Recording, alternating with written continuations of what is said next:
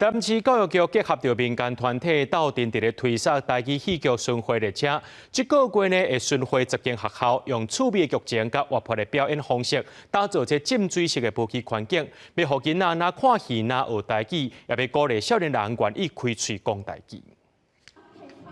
土地无去佚佗，土地讲趁无人伫咧，走去找财神爷斗阵食鸡腿，结果2个人就安尼3面落来，甚至佮互人误认做圣诞老阿伯。这出土地无无地厝是南明故事林协会家里分组团，今年台语戏剧巡回列车的新戏，剧团加入济俗眼、健康观念、舞蹈元素，打造浸水式的无语环境，大家囡仔看甲笑嗨嗨，一边看戏一边学台语。看这个戏，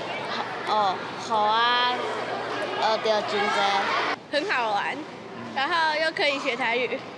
安怎讲？譬如讲，伊倒位刚开始做新式的。土地公和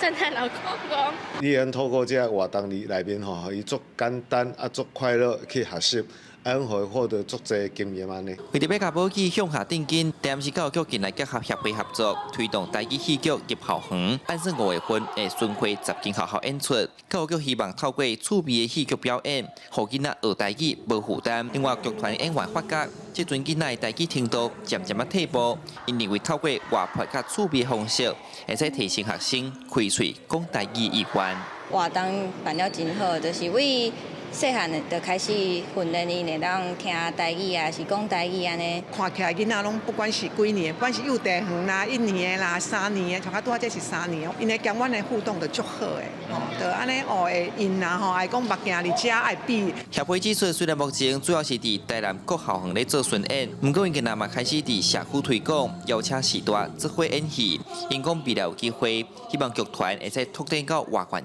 市，让台语继续传承落去。记者苏台南采访报道。